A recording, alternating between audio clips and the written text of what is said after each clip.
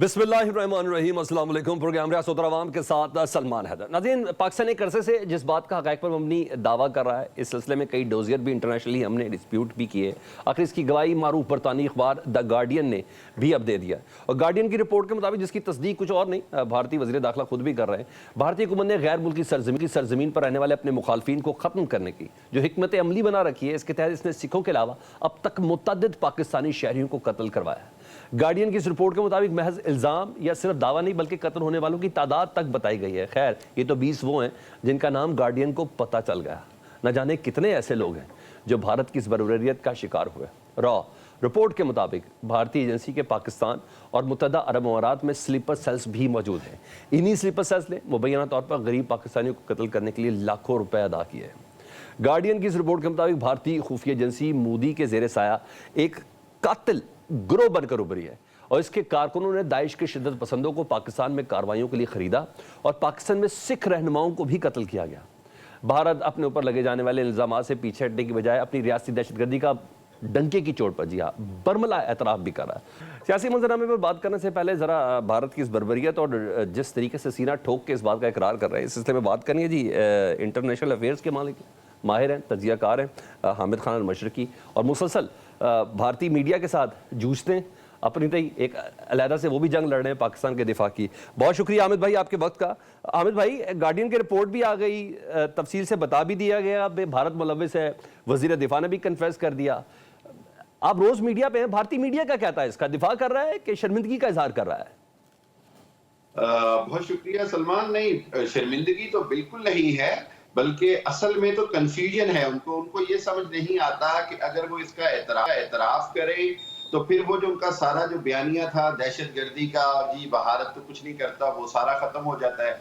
और एतराफ ना करें तो फिर वो ये जिस तरह आपने वजीर दिफा का बयान सुनाया, या मोदी का, या अमित शाह का, या आदित्यनाथ योगी जो यूपी के हैं, उन सब के बयानात देख लें तो वो सब एतराफ करते हैं कि हम कुल्लम कुल्ला दहशतगर्दी करते हैं पाकिस्तान में। सबसे अहम बात ये है कि जिसको मैं समझता हूँ आप भी हाईलाइट करें और सब, वो ये कि इंडिया ने जिस अंदाज में मुत्तहिदा अरब अमारात के साथ दोस्ती करके उनको जो धोखा दिया है, और पाकिस्तान जैसे उनके दोस्त मुल्क के अंदर कत्लो गारत के लिए मुत्तहिदा अरब अमारात की सरजमीन इस्तेमाल की गई।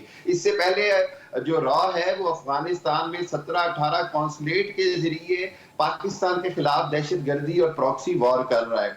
और कुलभूषण यादव उसकी मिसाल है कि ईरान के रास्ते भी पाकिस्तान के अंदर दहशतगर्दी की गई, और जो मुत्तहिदा अरब अमारात की सरजमीन है वो चाइना और पाकिस्तान के खिलाफ भारत खुल्लम खुल्ला यूज कर रहा है, जिसकी वजह से मैं समझता हूं कि अब पाकिस्तान को चाहिए कि वो खुद मुत्तहिदा अरब अमारात के अहकामात से बात करे और उनको बताए कि जी ये जो दोस्ती के नाम पे जो भारत आपकी पीठ पे छुरा घोंप रहा है, खुदारा इससे बचे।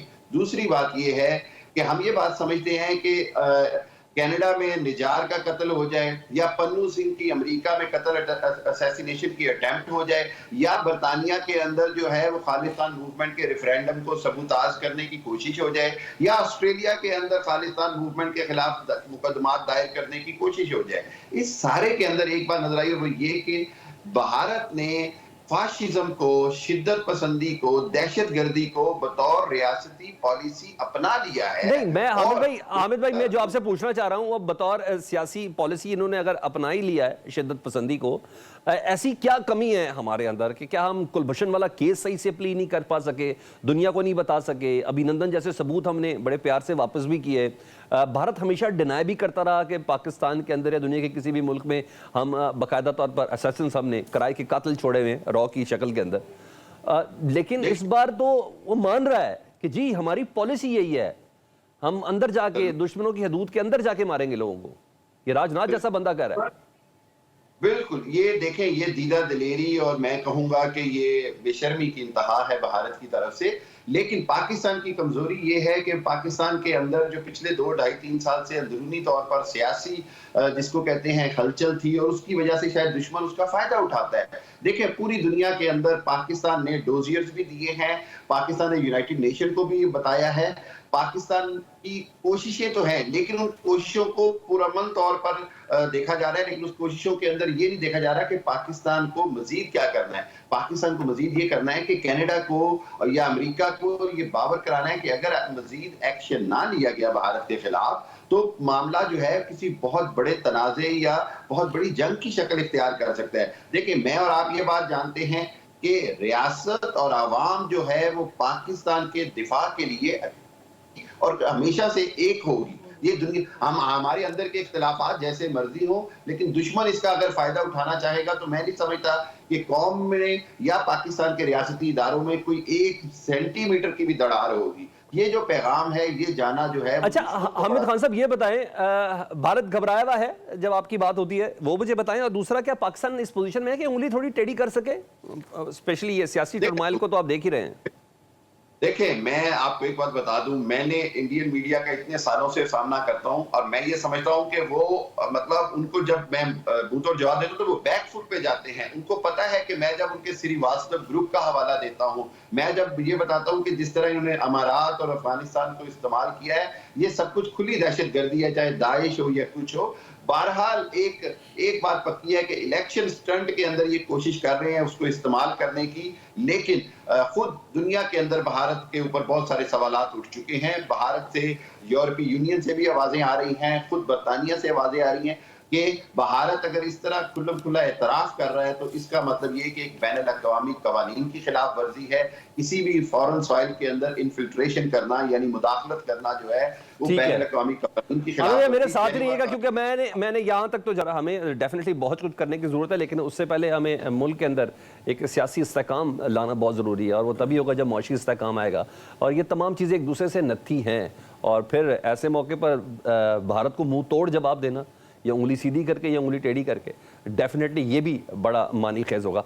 आप साथ ही रहे। प्रोग्राम के दूसरे सेगमेंट में हम ज़ाहिर पॉलिटिकल चीज़ों, क्योंकि ये सब नत्थी हैं, जब हम इन जगहों पर बिजी हैं ना, तो असल मामलात जहाँ हमें अपने दिफा को मजबूत करना है, वहाँ हमें चैलेंज है। मुख्तलिफ जहाँ सियासी जमातें आपस में एक दूसरे के साथ दस्तोगरी बाँ हैं, वहाँ मुख्तलिफ सियासी जमातों के अंदर भी काफ़ी खलफशाल चल रहे हैं। जैसे पाकिस्तान तहरीक इंसाफ की बात करें तो बानी तहरीक इंसाफ ने पार्टी के कुछ रहनुमाओं पर अदम एतमाद कर दिया है। सहाफ़ियों से गुफ्तगू करते हुए उन्होंने कहा कि हमारे कुछ लोग मुखालफिन से राब्ते में हैं। वो मुखालफिन कौन है ये तय होना बाकी है। पार्टी को तोड़ना चाहते हैं वो लोग। बुशरा बीबी को अमरीकी एजेंट कह रहे हैं।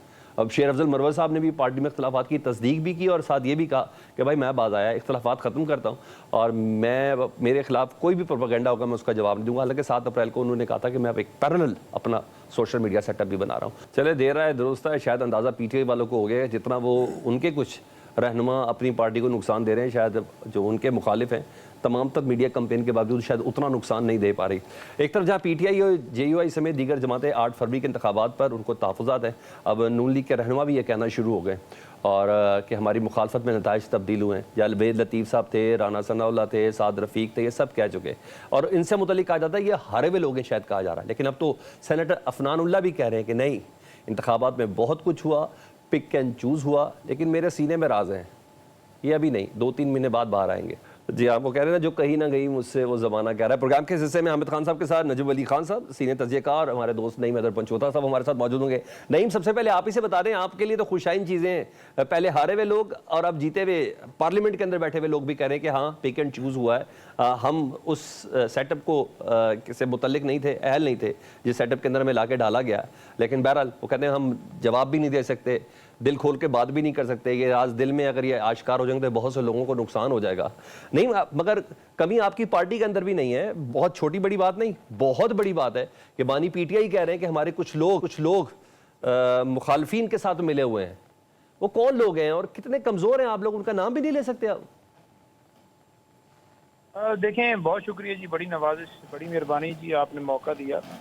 अल्लाह ताला हक है और आप देख लें कि इस सारे लम्हे में पिछले दिनों में जो कुछ हुआ है और जो बयानात आ रहे हैं, राना सनाउल्लाह के भी बयान अगर आप उठाएं तो वो भी कह रहे हैं कि जिस तरह से केसेस चलाए गए हैं, जिस तरह से ट्रायल किया गया है, नहीं ठीक किया गया, इसी वजह से उनकी सजाएं सस्पेंड हो गई और सारी केसेस उनमें सजाएं मुअत्तल हो जाएंगी। नंबर 2 पे आप देख लीजिए फरवरी के अंदर धांधली की गई है, उन्होंने के ऊपर मुस्तबद किया कि वाकई रिजल्ट चेंज किए गए। तीसरी बात देख लें कि जजेस के लेटर वाला मामला जो है वो भी आपके सामने है कि जिस तरह लेटर उन्होंने लिखा है और जो अदारों की तरफ से, एजेंसियों की तरफ से मुदाखलत की गई आज तक पाकिस्तान में अदलिया के हवाले से, खासतौर पर जिसके हवाले से पहले नून लीग हो, जो पीपल्स पार्टी हो, ये सारे हमेशा बातें करते थे कि ये जनाब अदलिया के अंदर जो है वो अदलिया को प्रेशराइज किया जाता है, उनको प्रेशर डाला जाता है अदारों की तरफ से, आर्मी की तरफ से, फलां जर्नैल फलां फलां फलां। आज वो चीज़ जो है वो अगर हकीकत में सामने आई है तो वो तो खामोश तमाशाई तो दूर की बात, वो खामोश रहने की बजाय वहाँ पर उन जजेस के ऊपर अटैक कर रहे हैं। कोई कह रहा है कि प्रॉपर्टी डीलर है, कोई कह रहा है कि वो जज जो है उसका पीटीआई से तल्लक है, कोई कह रहा है कि जज जो है वो उन्होंने फैसले दिए हैं पीटीआई के हक में। कोई पागल कहेगा, कोई गद्दार कहेगा, कोई मुल्क का दुश्मन कहेगा। और आपकी पार्टी में कौन है गद्दार? आपकी पार्टी में कौन है गद्दार जो मुखालफिन से मिला हुआ है, जो पार्टी को नुकसान पहुंचा रहा है? अगर पता तो निकालते क्यों नहीं आप?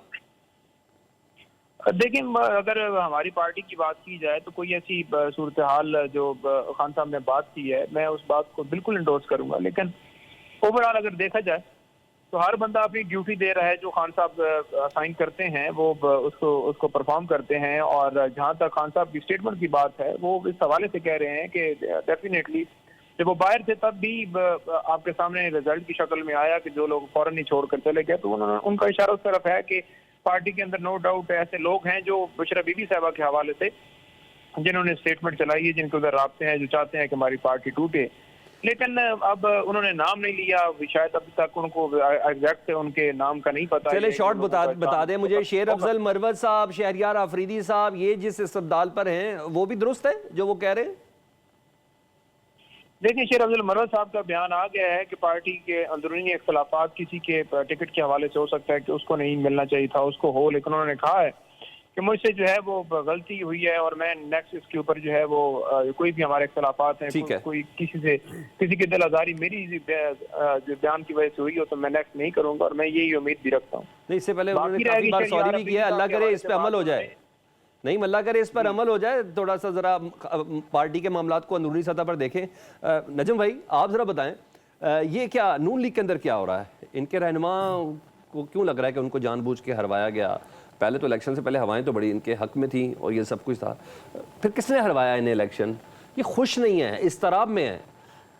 खुश दो किस्म के लोग नहीं हैं। एक वो तमाम लोग हैं जो वाकई हार गए, जैसे राना सनाउल्लाह हो गए, जावेद लतीफ़ हो गए, तो वो तो वाकई, या ख़ैसाद रफ़ीक चूँकि बयानात नहीं दे रहे तो खुश वो भी नहीं है। तो खुश तो वो लोग नहीं है जो ने कह दिया जनाब, हर वो बंदा जो हारा है बिल्कुल मेरिट पे हारा है, और हाँ वो बोल इसलिए रहा है कि शायद उसको जीतने की ऑफर नहीं दी गई। बहुत सारी चीज़ें हैं। देखिए, जब हम कॉन्स्पिरेसी थ्योरीज पे जाते हैं तो बहुत कुछ कह सकते हैं, बहुत कुछ हो सकता है। इस वक्त बोल वो रहे हैं जो हारे हैं, या बोल वो रहे हैं जो ये समझते हैं कि मियां नवाज शरीफ के साथ ज्यादती हो गई है। मियां नवाज शरीफ को चौथी मरतबा वज़ीर आज़म बनना चाहिए था, या वो लोग बोल रहे हैं जो मियां नवाज शरीफ का पक्का धड़ा समझे जाते हैं और समझते हैं कि वो मियां नवाज शरीफ की तर्जुमानी करते हैं। अब जावेद लतीफ़ जो है मरीम नवाज के बहुत ज़्यादा करीब समझे जाते हैं। इसी तरह आप राना सनाउल्लाह को देखें तो वो अपनी पार्टी लीडरशिप के बहुत करीब, लेकिन हार गए।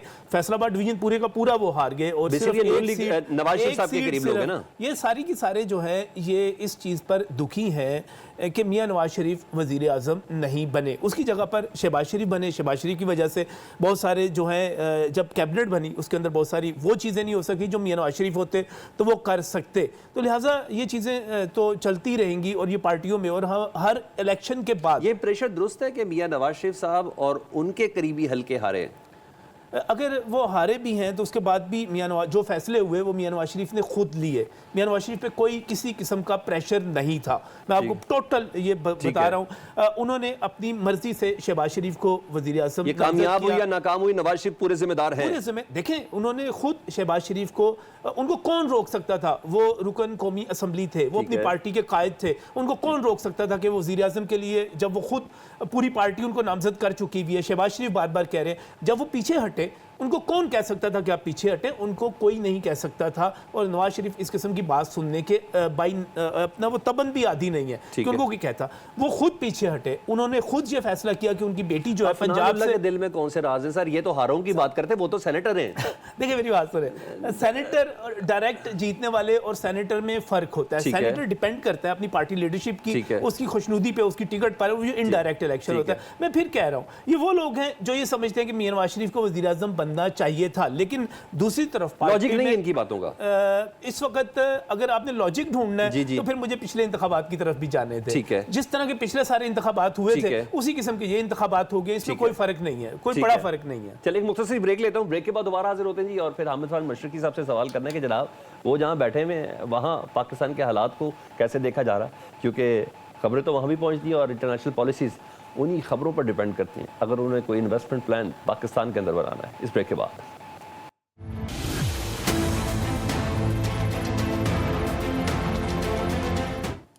वेलकम बैक जी। आमिद भाई, इस जगह पर आप मौजूद है बरतानिया में, तहरीक इंसाफ के हवाले से जब इस तरह की खबर आती है, क्योंकि उधर उनकी फॉलोइंग बहुत ज़्यादा है कि इन तहरीक इंसाफ की सफ़ों के अंदर कुछ ऐसे लोग हैं जो इस्टेब्लिशमेंट से मिले हुए हैं, मुखालफिन से मिले हुए हैं, इस तरह की खबरें जब आती हैं, जब बानी पीटीआई खुद भी इशारा कर रहे होते हैं, तो क्या इम्पैक्ट पड़ता है उधर? सलमान, बिल्कुल इससे कोई इनकार नहीं कि यहाँ पर बड़े ज्यादा जो पीटीआई के जो सरकर्दा रहनुमा हैं उनके अंदर रुकनों अरकान के अंदर बड़े तहफ्फुज़ात हैं। इसके अंदर एक अहम बात यह है कि जब भी तहरीक इंसाफ का जो एक प्रॉब्लम है वो है लीडरशिप का फुकदान। यानी इमरान खान साहब चूंकि जेल में है तो उसके बाद जो लीडरशिप है उस तरह से कोई नॉमिनेटेड लीडर नहीं है, नॉमिनेटेड इंचार्ज नहीं है, इसलिए जिसको जिस तरह मीडिया कवरेज मिलता है या जिसका कोई एक आध वो एकदम से उसका हाइप क्रिएट होती है और वो समझता है शायद वो लीडरशिप के से भी आगे चला गया है। मेरा ख्याल ये है कि शेर अब्दुल मुरब्बत साहब को देखना पड़ेगा, या इस तरह की जितनी भी लीडरशिप है उनको ये देखना पड़ेगा कि पार्टी पॉलिसी क्या होती है और पार्टी की जो पल्स है, यानी जो पार्टी का जो वर्कर है वो क्या चाहता है। लेकिन वहीं पर मैं ये समझता हूँ कि बहरहाल पीटीआई की जो लीडरशिप है उसको इसके ऊपर कोई अहम फैसले लेने होंगे, वरना ये कि इसमें इनकार नहीं कि पार्टी के लिए अंदरूनी तौर पर ज्यादा मुश्किलात हैं, बाहर से ज्यादा अंदरूनी तौर पर ज्यादा मुश्किलात हैं, और इसको खुद पार्टी लीडरशिप को और जो पार्टी के सरकर्दा रहनुमा हैं उनको खुद आगे आना होगा। अच्छा नहीं, ये हामिद खान साहब की बात ना अमूमी गुफ्तगू यही है इस वक्त चल रही है, इसको एज आ फीडबैक लें। आप इतना स्टबन जमात तो है भी नहीं, ना कोई ऐसा इदारा है कि भाई जो अपनी बात को सब कुछ दुरुस्त समझ रहा है। ये बाकायदा एक फीडबैक है, ये वो वाला इंतशार नहीं है जो आम तौर पे हर जमात में होता है। This is sometime next level पे आप लोग जा चुके हैं। इस मौके पर यह भी एक गुमान है कि जिस वक्त पाकिस्तान तहरीक इंसाफ की जितनी भी क़यादत थी वो डिस्पर्स थी ना, उस वक्त वकला को क़यादत दी गई और फिर टिकट्स भी दी गई और फिर पार्लियामेंट के भी अंदर है। अब वो जो डिस्पर्स की आदत है वो अब दोबारा चार्ज संभालना चाहती है। क्या इस तरह का इख्तिलाफ तो नहीं है? देखिए, ऐसी कोई बात नहीं है। अगर देखा जाए तो सारे माहौल के अंदर कोई वो जो लोग जो 30-40 साल से साथ से चल रहे थे, खान साहब की जिनकी कुर्बानियां, जिनका हर मुश्किल घड़ी में उनका साथ देना, उन्होंने पूरी तहरीक चलाई है, उनका रोल है। अब आप 50 साल की एक बंदे की खिदमत, नो डाउट ये बात सच है कि इस सारे माहौल के अंदर वकला ने एक करीबी रोल अदा किया। मैं खुद वकील हूँ, हमने पूरा उसके अंदर रोल अदा करते हुए बड़ा सफर भी किया, सारी चीजें छोड़ी, घर बार छोड़ा, मुश्किलात थी, FIR, इंक्वायरियां, सारा मामला चलता रहा। लेकिन अगर देखें तो ओवरऑल अगर कोई भी पॉलिटिकल पार्टी है तो उसमें जो पॉलिटिकल लोग होते हैं उनका बड़ा रोल होता है, और यहाँ पर ये कोई इख्तलाफ नहीं है। एक शख्स को ये जरूर हो सकता है, किसी को मुझको हो सकता है, किसी और भाई को हो सकता है कि पॉलिटिकल लोग दोबारा इस तरह से इन होना चाह रहे हैं, या वो ज्यादा जो है उस वक्त गायब से और अब आ रहे हैं। वो उस वक्त अगर साइड पर थे या उनको उनके घर वालों के ऊपर तशद्दुद किया गया या वो हिडन थे, पहाड़ों पर थे, ठीक है, इस तरह से मुश्किल हालात में वो रहे और उन्होंने सफर किया, कोई जानबूझकर नहीं किया इसलिए क्योंकि लोगों को अगवा करके उनसे प्रेस कॉन्फ्रेंस करवाई जाती थी। आज अगर कुछ इलेक्शन हुआ है और उसके बाद गिरफ्तारियों वाला सिलसिला कम हुआ है और थोड़ी सी जो असेंबली वाली प्रोटेक्शन है वो भी मिली है, वो अपोजिशन लीडर है हमारे जो हमारे यूब साहब, अब आप क्योंकि वो उनको इस तरह से नहीं उठाया जा रहा क्योंकि थोड़ा सा वो इलेक्शन वाला माहौल गुजर चुका है, ठीक है, तो उसमें वो डेफिनेटली सामने आए हैं या फ्रंट पे आकर, पहले भी वो हिडन में अगर थे, अच्छा एग्रेशन आया दोबारा। नहीं, मुझे ये भी आपसे जानना है क्योंकि अभी अब जो पाकिस्तान तहरीक साहब का वोटर है, सपोर्टर है, उसको कहीं ना कहीं ये तसल्ली है कि बस इलेक्शन ईद के बस 2 हफ्तों के बाद इमरान खान साहब कम से कम 3 केसेस में तो बाहर आ ही जाएंगे और शायद रिहा भी हो जाएं अगर किसी और केस के अंदर उनको रखना मकसूद ना हो। यानी अच्छी खबरों के हवाले से कुछ बातें चल भी रही हैं, लाख कोशिश के बावजूद भी अभी तक उनको डियाला जेल मुंतकिल नहीं किया गया बुशरा बीबी को। ये तमाम चीज़ें चल रही हैं। अभी रवैये में थोड़ी तब्दीली है। अभी चंद रोज़ पहले जब बुशरा बीबी ने एस्टेब्लिशमेंट से मुतल्लिक कोई बात की थी तो इमरान खान साहब ने उन्हें रोक दिया था। कल उन्होंने खुद नाम ले लेकर अचानक से एक बार फिर से मूड ही चेंज कर दिया है इसका क्या मतलब लें? नहीं देखें, ये बात नहीं है। अगर देखा जाए ओवरऑल सूरत हाल इस सारे माहौल के अंदर कि खान साहब की रिहाई की अगर बात की जाए तो किसी सूरत भी ये नहीं चाहेंगे कि खान साहब की रिहाई हो। अगर देखा जाए तो एक केस भी ऐसा नहीं है जो जेन्युइन है। इसके ऊपर मैंने पहले भी प्रोग्राम के पहले से मैं आपको कहा कि राना सनौला तक ये लोग कह रहे हैं कि ये केस जिस तरह से चलाए गए सजाएं सस्पेंड होंगी। अब इस मामले को जानबूझकर जो है वो लटकाया जा रहा है, जानबूझकर इसको लिंगर ऑन किया जा रहा है। हमारे केसेस, हमारी अपीलें जो हैं, एक इस्लामाबाद हाई कोर्ट में साइफर वाली है और इद्दत के दौरान निकाह वाली जो है वो डिस्ट्रिक्ट कोर्ट के अंदर है। इसी तरह से खान साहब की बेल जो है अलकादर ट्रस्ट केस के अंदर वो हाई कोर्ट में पेंडिंग है। खान साहब के 9 मई के हवाले से जो मुकदमात हैं, 6 वो इस्लामाबाद में है, जिसमें एक FIR तो शखाना के रिलेटेड भी है और 3 लाहौर हैं। अब उन केसेस में भी जमानतें जो है कंफर्म नहीं हो रही। एक जगह के ऊपर इशू ये है कि वो जज का ट्रांसफर है और एक जगह के ऊपर मामला ये है कि अदालत में वीडियो लिंक के जरिए खान साहब की हाजिरी नहीं लगाई जा रही। तो ये सिलसिला चल रहा है। लेकिन अगर मुफाहमत की बात की जाए या डील की बात की जाए तो हमेशा खान साहब ने इस बात की तरदीद की है और अब भी वो करते हैं। दूसरी तरफ अगर नहीं, किसी ना किसी स्टेज पे तो बात करनी होगी ना। इस स्टेज पर डायरेक्ट इतने बड़े बड़े इल्जामात लगा देना, फिर लंदन प्लान के किरदारों का जिक्र कर देना, और थोड़ी देर जरा आजकल खान साहब खुद भी शेर अफजल मरवती बने हुए हैं, थोड़ी एहतियात का भी तो मुजाहरा हो सकता है ना। क्या पता सिचुएशन चीजें बेहतर हो जाएं। नहीं देखें, इस तरह किसी को भी अब खान साहब को मेरे साथ या किसी के साथ भी नहीं मिलाया जा सकता। खान साहब लीडर हैं और उनको सारे फॉलो करते हैं। मेरा एक नुक्ता नज़र अलग हो सकता है, लेकिन हमेशा खान साहब की जो पॉलिसियाँ हैं या खान साहब का जो अंदाज है वही लोगों में मकबूल रहा है और वो इसी अंदाज से जो है वो खड़े हैं, सच्चे हैं और साफ बात करते हैं। वो हमेशा ठीक है। अब भी अगर उन्होंने बात की है, आर्मी चीफ के हवाले से बात की है, तो उन्होंने बिल्कुल उसके ऊपर सही बात की है। वो कैसे सही की है कि अगर देखा जाए तो जैसे 8 फरवरी को हमारे लोग जीते हुए थे, तो ना तो PMLN की या पीपल्स पार्टी की हुकूमत थी कि हम कहें कि जनाब उन्होंने जो है उसके अंदर फॉर्म 47 के अंदर सारी फैब्रिकेशन की। तो कौन था जो इलेक्शन कंडक्ट करवा रहा था, कौन था जो लेटर जो है वो जजेस को धमका रहा था। तो ये सारी चीजें जो है वो खान साहब ने तो बिल्कुल क्लियर बताया और ये उनको सलाम ठीक है कि वो इतनी दलेरी के साथ इन चीजों के ऊपर डटे हुए हैं और बात कर रहे हैं। अदरवाइज तो जो बात करता है वो या गद्दार है मुल्क का, या फिर बल्कि उनको भी गद्दार ही कहते हैं कि दहशतगर्द है वो, क्योंकि वो सीधी बात करता है। ठीक है, तमाम इदारों को अपनी हदूद में रहना चाहिए। ठीक है, तमाम, कोई शक नहीं कि तमाम इदारों को अपनी हदूद में रहना चाहिए। नजूम अली साहब, आप थोड़ा रिस्पॉन्ड कर दें कि खान साहब का ये मूड इतना जारहाना की हो गया। इससे पहले नून लीग से वाबस्ता जो ट्रोल कल सुबह तक यही कह रहे थे, डील हो गई, NRO हो गया, ये सब हो गया।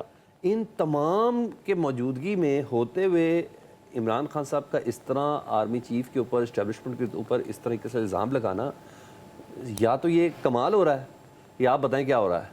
हो ये रहा है कि इस वक्त पाकिस्तान तहरीक इंसाफ जो है ना, 2 बड़े वाज़िया ग्रोहों में तकसीम है। एक वो सोच है जो ये कहती है कि हमें अब तहम्मुल के साथ ज़िम्मेदारी की सियासत करनी है। वो जब खान साहब तक पैगामात पहुँचते हैं, उनके नतीजे में फिर अली अमीन गंडापुर जो है ऐवान वज़ीर आज़म भी जाते हैं। जब कोर कमांडर हाउस जाना होता है वो वहाँ पर भी जाते हैं, वहाँ पर भी ब्रीफिंग होती है और उसके नतीजे में पाकिस्तान तहरीक इंसाफ के लोगों को हौसला मिलता है और बैरिस्टर गौहर तक ये कहने की पोजीशन में आ जाते हैं कि इमरान खान साहब बरी हो जाएंगे, रिहा हो जाएंगे, ज़मानत हो जाएगी, मुकदमात ख़त्म हो जाएंगे। लेकिन मुझे माजरत के साथ कहना है, पाकिस्तान तहरीक इंसाफ दूसरी तरफ कुछ ऐसे गैर मुल्की अनासर के चंगल में है। खान साहब तक जो बाकायदा तौर पर चाहते हैं कि PTI एंटी स्टेट रहे, एंटी आर्मी रहे, फौज के खिलाफ रहे, रियासत के खिलाफ रहे और अपना किरदार उसी तरह अदा करती रहे जैसे डॉक्टर इसरार ने कहा था, जैसे अब्दुल इस्तारीदी ने कहा था, जिस तरह हकीम सईद ने कहा था। अब ये पोजीशन ये बन गई कि खान साहब तक एक चीज़ पहुंचती है, वो उसके मुताबिक फैसला ले लेते हैं, फिर उन तक दूसरी चीज़ पहुंचती है, वो उसके मुताबिक बयान दे देते हैं। अभी कल तक सिचुएशन बिल्कुल डिफरेंट थी। जब ये खबरें आई कि 11 कोर के अंदर अफ्तार हुआ है, वहाँ पर वज़ीर आला ने जाकर, तो मुस्लिम लीग नून और जो एंटी PTI थे वो बड़े होस्ट, उन्होंने कहा यार ये क्या हो गया, बड़ी इस्तराबियत हुई है, बड़ी परेशानी हो गई थी। और मेरे ख्याल में PTI के लिए तो ये एक बड़ा फैसला था ही, क्योंकि उनके पूरे बयानिए की और सोशल मीडिया की कैंपेन का U-टर्न हो रहा था। लेकिन उससे बड़ा ज्यादा अहम फैसला ये पाक फौज के लिए था, क्योंकि पाक फौज पे हमले हुए थे 9 मई को, GHQ पे हुआ था, कोर कमांडर हाउस पे हुआ था, गुजरांवाला का तो फैसला भी आ गया। ज्यादा मसला जो था वो पाक फौज के लिए था। पाक फौज ने फिर मैच्योर रिस्पॉन्स दिया, उन्होंने अवामी मैंडेट का एहतराम किया, उन्होंने वज़ीर आला खैबर पख्तूनख्वा पे जो भी इल्ज़ाम आता है उन्होंने कहा नहीं, इनके पास मैंडेट है, इनको बुला ले। जाहिर है ये आर्मी चीफ की मर्जी के बगैर तो नहीं बुलाया गया होगा ना वहाँ पर, उन्होंने बुला लिया वहाँ पर। अच्छी खबर थी। इससे पहले 2 से 3 मरतबा अली अमीन गंडापुर जो है बतौर वज़ीर आला ऐवान वज़ीर आज़म में गए, बड़ी अच्छी खबर थी। इसका मतलब ये था कि पाकिस्तान तहरीक इंसाफ वापस कौमी धारे में आ रही है, एक नेशनल रोल जो है चीफ सेक्रेटरी तक उनकी मर्जी का दे नहीं रहे, दे देंगे। क्यों? रेजिस्ट हो रहा है ना। सर आप बताएं, अब मुझे बताएं पीटीआई से एक्सपेक्ट करते हैं उनको तमाचा भी नसीब और वो सहलाएं भी ना। सर मेरी बात सुनिए, तमाचा कौन सा तमाचा? उनका लीडर जेल में है, उसको वहां पर देखने को मिल रहे हैं, ठीक है। उसको वहां पर जो है सात सेल तोड़ के उनके लिए, खान साहब के लिए सारा कुछ बनाया गया है। उसके साथ साथ मुशर्रफ बीबी, अभी आप खुद कह रहे थे कि वो वहां पर अडियाला की बजाय वो वहां पर बनी गाला में मौजूद है, वो उनको नाश्ते में शहद भी मिलता है, हर चीज मिलती है, वो अपने घर को एंजॉय कर रहे हैं। ये सारी रिलैक्सेशन जो है किस तरह मिल रही है?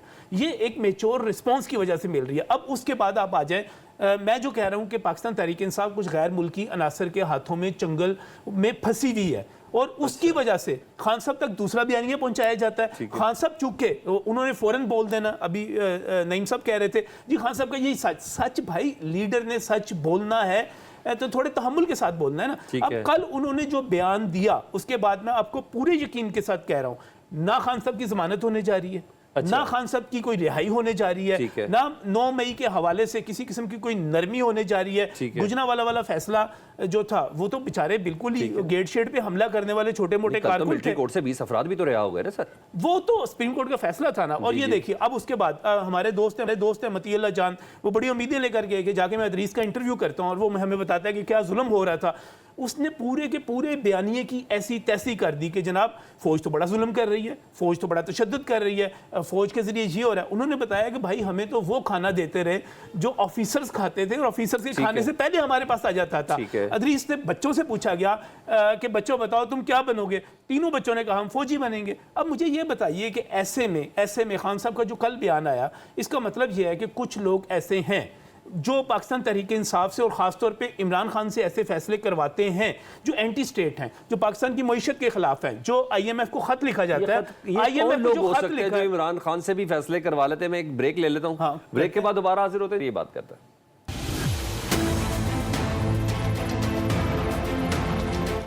वेलकम बैक जी। आमिर भाई जरा बताएं, जो पाकिस्तान तहरीक इंसाफ ईद के बाद एक ज़बरदस्त प्रोग्राम के साथ आ रही है, और एक अदद प्रोग्राम जमीयत उलमा इस्लाम ने भी दे दिया है, और पाकिस्तान तहरीक इंसाफ ने तो अपने इत्तेहादियों का जिक्र भी कर दिया, MWM की शक्ल में, सुन्नी इत्तेहाद कौंसिल की शक्ल में, जमात इस्लामी की शक्ल में, और बाकायदा एक टीम तश्कील दी गई है जो मौलाना फजलुर रहमान साहब से भी बात करेगी। ये वाला जो मामला है जो एक पूरे शेड्यूल के साथ आ रहा है, और जिसमें JUI ये कह रही है कि लाहौर का सरप्राइज़ का इंतज़ार करें सारे, तो आपको लगता है कि ये कोई खास प्रेशर बिल्टअप हो पाएगा मौजूदा हुकूमत पर, एस्टेब्लिशमेंट पर इसका?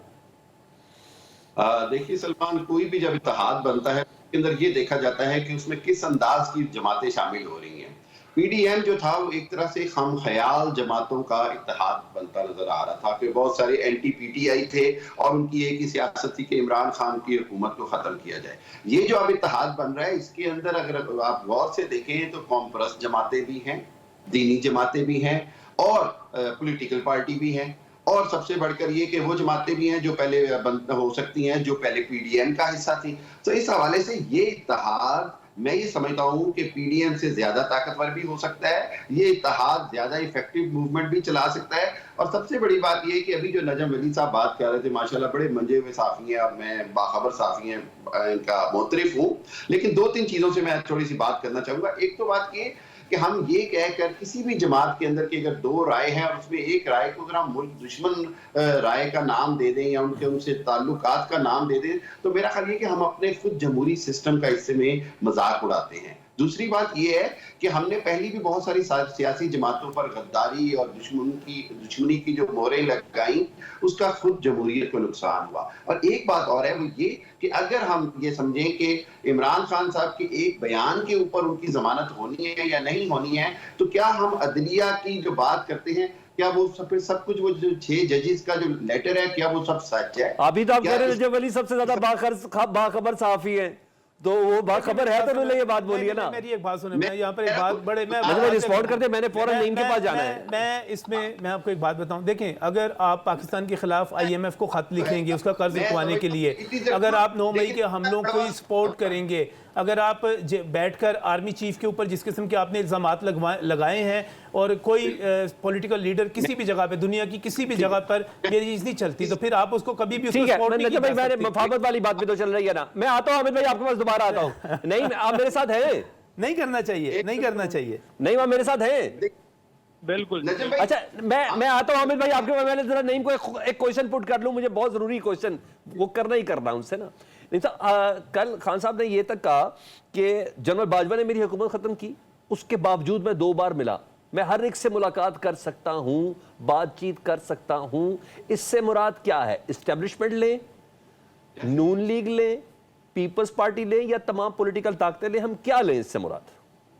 मैं ये समझ नहीं हामिद, मैंने नईम से सवाल किया है। मैं ये सवाल आपसे रिस्पॉन्ड लूंगा, अभी मैंने नईम से सवाल किया है। जी नईम, प्लीज रिस्पॉन्ड कीजिएगा।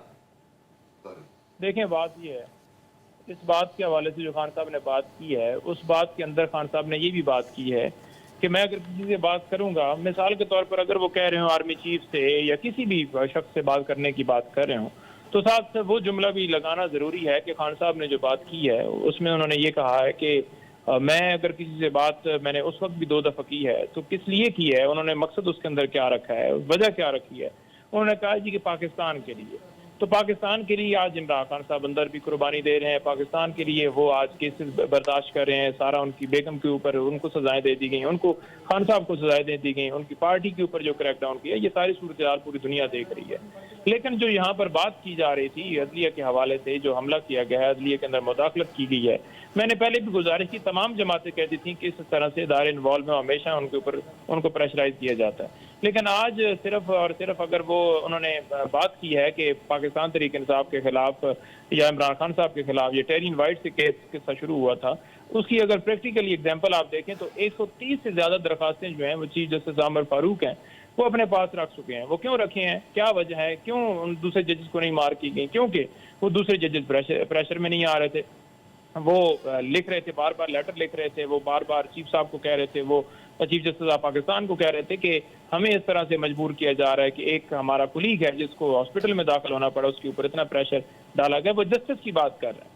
तो ये सारी चीजें जो हैं वो ऑन रिकॉर्ड हैं और वो सारी चीजें जो है सबूतों के साथ जो है मोर सबूत करती हैं कि किस तरह हमारे खिलाफ ये सारी कार्रवाई। अच्छा नहीं, मुझे क्विक आंसर कर दे। मैंने जाना हामिद खान साहब के पास। मुझे सिर्फ ये बता दें, जो आप कह रहे हैं कि खान साहब ने कहा मैं पाकिस्तान के लिए बात करने के लिए तैयार हूं, तो जो आपको 6 नजर आ रहा है वो दूसरों को 9 भी तो नजर आ रहा है ना। वो भी तो पाकिस्तान की खातिर जो कदम उठा रहे हैं उनकी अंडरस्टैंडिंग के मुताबिक। देखिए, पाकिस्तान की खातिर वो जरा भी नहीं कदम उठा रहे, जो भी सारा कुछ कर रहे हैं अगर देखा जाए तो अदालों को अगर यरगमाल बनाना है तो ये कौन सा पाकिस्तान की खातिर है। और अगर दूसरी तरफ दूसरी जमातों को देखा जाए तो उन्होंने सिर्फ और सिर्फ अपने अकाउंट बनाए हैं। और इधर देखें तो इमरान खान साहब के बारे में कोई बता दें कि उनकी मनी ट्रायल के अंदर उन्होंने जो है वो नहीं दिया हो, या उनकी जायदादें जो है बहुत बढ़ गई हो, उनकी अपार्टमेंट ठीक है, मैं आगे बढ़ जाता हूं, बना ली हो या फैक्ट्रियां बना ली हो, बल्कि उसकी तो सारी जिंदगी सर्विस ही कौम की खिदमत में है। उसकी सर्विस देख लें, उसके शौक देख लें, उसका शौक क्या है कि वो अस्पताल बना रहा है, उसका शौक क्या है कि मुनव्वर यूनिवर्सिटी बना रहा है, वो अलकादर यूनिवर्सिटी बना रहा है, वो ग्रीन पाकिस्तान बना रहा है। थैंक यू नहीं, बहुत शुक्रिया आपका। हामिद भाई आप रिस्पॉन्ड कर रहे हैं 30 सेकंड का, फिर कोई वली साहब के बाद में 30 सेकंड पे जाना है मैंने, प्लीज। ओके, बस सिर्फ मैं इतना कहूंगा कि इमरान खान को भी जेल के अंदर अब सियासत को मुफाहमत के साथ सीखना पड़ेगा। और इससे इनकार नहीं कि इमरान खान साहब को चाहिए कि वो अब सबके साथ एक बार खुला पैगाम दें कि मैं सबके साथ बात करने के लिए तैयार हूं, क्योंकि मकसद पाकिस्तान को मुश्किल हालात से निकालना है। देखिए, अगर कमजोर मुल्क होगा तो पाकिस्तान के लिए मुश्किल है। ठीक है जी, रजब भाई फाइनल रिस्पॉन्ड कर दे, मैं क्लोजिंग की तरफ बढ़ूं प्लीज।